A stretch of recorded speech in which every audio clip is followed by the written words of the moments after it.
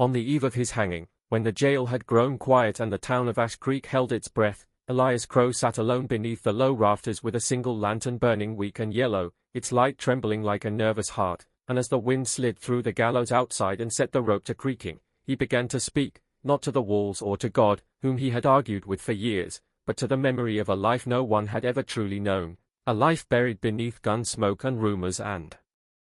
the hard name of outlaw that men whispered with fear and women spoke with regret, for Elias Crow had been called a killer, a thief, a devil on horseback, yet as the night deepened and his wrists rested free on his knees, he confessed that the first blood ever tied to his name had never been his choice, that he had once been a boy who believed the land could be gentle, who had learned to listen to the prairie grass and the way dusk softened even the harshest hills, and he spoke of a night long ago when he returned home to find his family gone and the house burned low, of the badge that lay in the dirt and the laughter that echoed down the road, and how justice had worn a lawful face that night but carried a rotten soul, and how the law had never asked him what he lost, only what he owed, and as the lantern hissed he confessed that every robbery he led had been careful, every shot measured wide, every threat more shadow than steel, because the truth was he hated the sound of pain. Hated the way fear changed people, and most of all hated himself for becoming the shape the world expected him to be, and then his voice softened as he spoke of her, though he never said her name aloud, only described the way she had stood at the edge of a river with her shoes in her hands, laughing at nothing, how she had looked at him not as a story but as a man, how for a brief season he had laid his gun aside and learned the weight of peace, only to leave before dawn because men like him did not get to keep light things, and as the rope outside groaned again he admitted the secret no paper had ever printed, that the worst crime laid at the feet of Elias Crow, the massacre at Red Hollow, had been a lie carefully fed to the town to protect someone else, someone powerful, someone clean, and he had carried that lie because it was easier for the world to hang a monster than to face its own reflection, and he spoke of the deputies who now sharpened their courage in the saloon, of the preacher who would stand straight tomorrow and speak of mercy without understanding it, and he wondered aloud whether truth mattered when a legend had already taken root, whether confession could outlive a body, and as the night pressed closer he admitted that fear had finally found him not in death but in the thought that no one would ever know why he endured, why he chose silence over freedom, why he stood ready to meet the rope without a fight, and the wind outside grew steady, patient, as if listening, as if waiting, while Elias Crow leaned back against the cold wall, eyes closed, voice low and steady, finishing his confession with words meant not to save him but to loosen something bound too tight for too long, because by morning the town would gather and the legend would end, but somewhere beyond the gallows, beyond the law and the lie, the truth would still be breathing, waiting for someone brave enough to hear it. She arrived in Red Mesa at the hour when the desert seemed to hold its breath, when the sun hovered low and cruel and the dust glowed like embers, and no one knew where she came from, only that she wore black not as a show of grief but as a second skin, as if sorrow had learned her shape and refused to leave, and they whispered her name carefully, Marybelle Knox, because it carried weight in that town, the kind that pressed on a man's chest and made him reconsider his choices, for it was said that every outlaw who had loved her had met a violent end, shot in ambush, hanged at dawn, or found cold and still beneath the open sky, and whether the curse was real or only born of fear, no one dared test it, so the men watched her from a distance as she reopened the old house at the edge of town, the one half swallowed by sand, and Marybelle moved through her days with quiet purpose, tending a small garden that barely survived the heat, drawing water from the well with steady arms, never inviting conversation yet never turning away kindness, and at night she sat on her porch listening to the coyotes sing, her face calm but her heart crowded with ghosts, remembering the way love had once come to her like a promise and left like a wound that never fully closed, until one evening, as the sky burned red and gold, she heard a sound that did not belong to the wind or the animals, a rough, broken sound, half breath and half plea, and when she followed it she found a man collapsed at the edge of her steps, dust-covered and bleeding, a gunslinger by the look of him, his coat torn, his revolver fallen from a trembling hand, and Marybelle stood very still. Knowing the stories, knowing what the town would say if they saw him there, knowing what fate had done before, yet something in the way his fingers curled into the dirt, as if trying to hold on to the world itself, pulled her forward, and she dragged him inside with more strength than she knew she still had, cleaned the wound with practiced care, and sat beside him through the long night as he drifted in and out of fever, and when he finally opened his eyes at dawn he looked at her not with fear or desire but with surprise, as if he had not expected kindness to find him there, and he told her his name was Thomas Vale, though he spoke it like a man used to leaving names behind, and as the days passed and the desert pressed its heat against the walls, Thomas healed slowly, and Maribel learned the shape of his silence, how it was not empty but heavy with things he did not say, and he learned hers too, the way she paused before speaking, the way her gaze lingered on the horizon as if watching for something long gone, and the town noticed, of course, how the widow's door stayed closed, how the wounded gunslinger did not leave, and the whispers returned sharper than before, men shaking their heads and women crossing themselves, warning each other that death followed her like a shadow, and Maribel heard them but did not answer, because something fragile and dangerous had begun to grow in the quiet of that house, not sudden passion or reckless vows, but a slow, aching connection built from shared glances and unspoken understanding, from the way Thomas helped her with the well when his strength returned, from the way Maribel trusted him enough to sleep while he kept watch, and at night they talked in low voices about things that felt safer in the dark, about roads traveled and mistakes made, about the strange hope that maybe a person could be more than their past, and though neither spoke of love, it sat between them like a third presence, tender and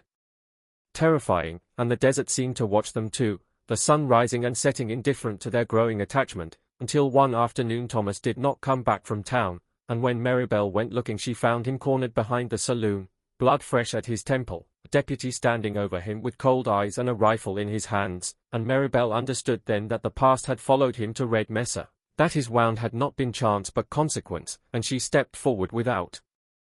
thinking, placing herself between Thomas and the law, her voice steady as she said he was under her roof, and the deputy laughed, saying he had heard of her, saying no man stayed with her long, and in that moment Maribel felt the weight of every loss she had carried, every time love had been punished, and she realized the town was already writing the ending to this story, but she refused to let it be decided without her, and Thomas, seeing her there, saw something change in her eyes, a fierce resolve that frightened him more than the rifle, and later that night, after the deputy had left with a warning, Thomas tried to leave, packing his things quietly, saying he would not be the next name whispered in fear, and Maribel stood in the doorway and told him softly that love did not kill men, choices did, and that if he left now the curse would win without ever being real, and Thomas looked at her as if weighing his life against his heart, and for one fragile night they allowed themselves to stay, sitting close but not touching, listening to the wind move through the desert grass, and in that closeness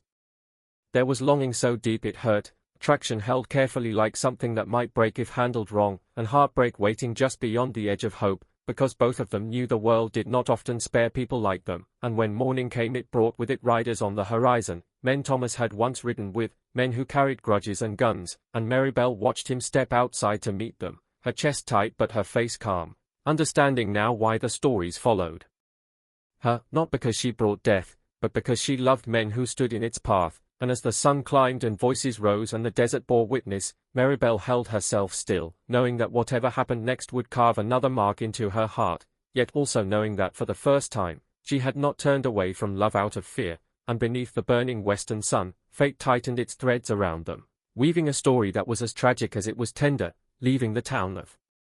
Red Mesa waiting, breathless, for the sound of gunfire or the miracle of silence, unsure which would come first. Deadwood Crossing lay where the road gave up and the land forgot itself, a town bleached by sun and regret, its buildings leaning like tired men and its streets ruled not by law but by habit and fear, and no one remembered the last time a badge had meant anything there, not until the day a lone rider came in from the east with dust on his coat and weariness in his bones, a man moving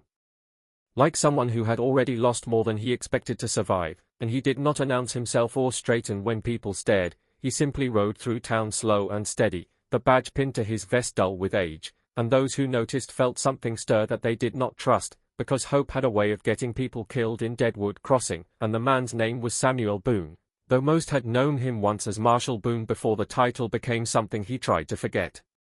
And as he dismounted outside the abandoned sheriff's office, memories rode in with him, gun smoke, shouting, the sound of a door splintering, the weight of command that had once sat heavy on his shoulders, and he paused there, hand resting on the hitching post, knowing that wearing the badge again was not an act of courage but a confession that he had never truly escaped it, for years ago, in a different town with a different name, he had failed the people who trusted him, had misjudged a threat,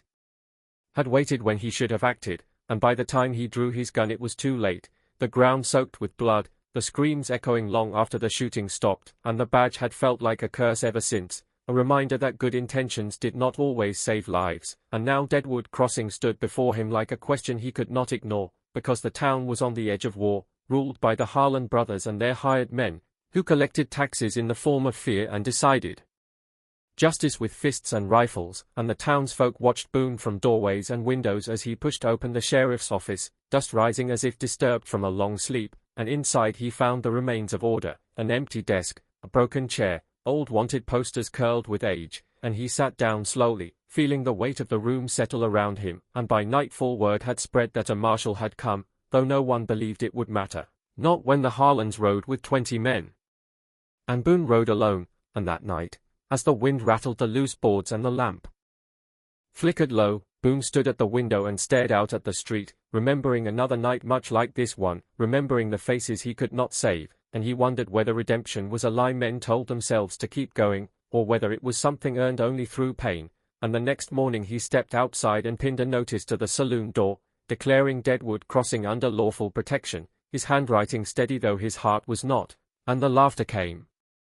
quick and loud, men spitting and shaking their heads, calling him brave or foolish depending on their mood, and Boone took it all without comment, because he had not come to be liked, only to stand. And when the Harlans arrived at noon, riding hard and proud, the street emptied in seconds, doors closing like eyes that did not want to see what came next, and Boone walked out to meet them, the sun high and merciless, his shadow stretching long behind him, and the eldest Harlan smiled like a man amused by an old joke, asking Boone how many men he had, and Boone answered truthfully, "Just me," and there was a moment then, a thin, fragile pause, when the town seemed to listen, and Boone felt the familiar tightening in his chest, the memory of waiting too long, and this time he did not hesitate, his voice clear as he told them to leave, told them Deadwood Crossing was done bleeding for their comfort, and the laughter died, replaced by anger sharp and dangerous, and the Harlans did not draw then, not yet, because cruelty enjoyed anticipation, and they told Boone they would return at sundown, and as they rode away, Boone felt the weight of what he had set in motion settle on him like dust, and the townsfolk came out slowly, fear etched deep in their faces, asking him why he had done it, asking what chance they had, and Boone looked at them and saw not weakness but exhaustion, saw people who had survived by staying small, and he told them quietly that courage did not require a good ending, only an honest stand, and some walked away shaking their heads, but others stayed, listening, and by afternoon a few had gathered in the sheriff's office, men and women alike, bringing what little they had, old rifles, ammunition wrapped in cloth, resolve born of too many losses, and Boone trained them as best he could, his voice steady, his movements practiced, though inside the ghosts pressed close, whispering that this would end the same way, that he would fail again, and when the sun began to sink and the shadows grew long, Boone stepped outside alone, because some things could not be shared, and he stood in the street waiting, the badge heavy against his chest, and when the Harlans returned, their riders spread wide, confident and cruel, Boone felt the old fear rise, but he did not let it rule him, he remembered the lesson learned too late before, that waiting was its own kind of surrender, and when the first shot rang out, the town erupted, gunfire cracking sharp and fast, the air thick with dust and smoke, and Boone moved through it with grim focus, not reckless but deliberate, shouting commands, dragging a wounded man to safety, firing only when he had to, and the fight was chaos, screams and curses blending with the thunder of hooves, but amid it all Boone felt something strange and steady take hold, not anger or vengeance, but clarity, the knowledge that whatever happened next would not be decided by fear alone, and when the dust finally settled and the Harlans lay defeated, their men scattered or fled, Deadwood Crossing stood quiet again, the kind of quiet that followed storms, and Boone leaned against the wall of the sheriff's office, blood on his sleeve not all his own, breathing hard, waiting for the weight of failure to return, but it did not come as he expected, because this time, people lived, this time the town still stood, and the townsfolk gathered slowly, looking at him with something like disbelief, and Boone understood then that redemption was not about erasing the past but standing in its shadow and choosing differently. And as night fell over Deadwood Crossing, the broken marshal with the badge he never wanted allowed himself one small, weary breath of peace, knowing the ghosts would never fully leave, but also knowing that for the first time since his failure, he had faced them head-on and held the line, and in that grit and dust and quiet courage, the law had returned, not as an institution, but as a promise kept at great cost, deep in Black Canyon, where the rock walls rose like the ribs of some ancient beast and the sun reached the ground only in thin, uncertain ribbons, there lay a gold vein spoken of in half voices and broken prayers, a fortune said to be touched by the devil himself. And when Caleb Morrow found the map, he did not believe the stories at first, because belief was a luxury he had long since traded for survival, and desperation had a way of dulling fear. So he unfolded the brittle paper in the light of a dying campfire and traced the jagged lines with a shaking finger, seeing not curses or warnings but the promise of escape from years of empty pans, failed claims, and a life that seemed to shrink with every sunrise. And as he set out across the desert with only his mule and his thoughts for company, the land itself seemed to change, the wind shifting strangely, carrying sounds that felt almost like words, soft and tempting, calling his name when he was certain no one else walked those miles. And at first Caleb told himself it was thirst that the desert played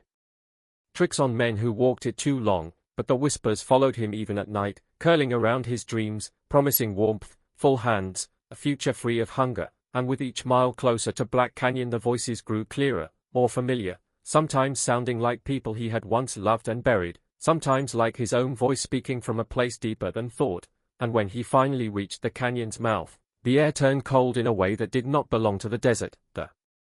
shadows stretching too far, too sharply, and Caleb hesitated there, feeling the weight of every warning he had ever heard press against his back. Yet he stepped forward all the same, because hope, once awakened, can be more dangerous than fear. And as he descended into the canyon the whispers changed, no longer gentle but insistent, urging him onward, telling him the gold was close, that it had waited for him alone, that all he needed to do was claim it. And when he found the vein hidden behind a narrow rockfall, glowing dully even in the low light, Caleb fell to his knees in awe, his hands trembling as he brushed away the dirt and saw the metal shine, heavy and undeniable. And laughter broke from his throat, sharp and breathless, because for the first time in years the world had given him something back. But as he began to dig, the canyon answered with a sound like a sigh, deep and ancient, and the whispers returned louder than ever, no longer content to promise, now demanding, asking him what he was willing to give. And Caleb felt a tightness in his chest as memories surfaced unbidden, of the brother he had abandoned on the trail years ago, too weak to keep up, of the partner he had cheated out of a claim, of the quiet moments when he had chosen himself over mercy. And the voices told him this gold was born of such choices, that it fed on regret and hunger, that every man who had taken from it had left something behind whether he knew it or not. And Caleb argued aloud, his voice echoing widely off the canyon walls, saying he had suffered enough, that he deserved this chance. And the canyon listened patiently, because it had all the time in the world. And as night fell the cold deepened, and the shadows seemed to move on their own, stretching toward him as he worked until his hands bled and his breath came ragged. And still the whispers urged him on, telling him not to stop, warning that if he rested the gold would slip away. And by morning Caleb could no longer tell where his own thoughts ended and the voices began, and he loaded his mule with more weight than it should bear, staggering as he climbed out of the canyon, only to find the desert changed, the landmarks wrong, the sky dull and unmoving. And the whispers now mocked him, laughing softly, reminding him that riches always came with a reckoning. And as days passed without water or clear direction, Caleb felt something inside him thinning, like a thread pulled too tight, and he began to understand the price the voices had spoken of. Not a sudden death or violent end, but a slow unraveling, the loss of memory, of purpose, of the quiet sense of self that told a man who he was. And when he finally collapsed near an abandoned trail marker, the gold spilling from his pack into the sand, he realized with a strange calm that the canyon had never needed guards or traps, that the curse was not the gold itself but the way it magnified what already lived inside a man. And as the whispers faded into the wind, satisfied, travelers would later find Caleb Morrow alive but changed, wandering the desert with empty hands and distant eyes, unable to say where he had been or what he had lost. And the gold would vanish back into Black Canyon, waiting, patient and silent, for the next desperate soul to find the map and listen too closely to the promises carried on the wind. Because in the Wild West, some fortunes were never meant to be kept, only chased. And the devil's gold did not need to be taken, it only needed to be believed in.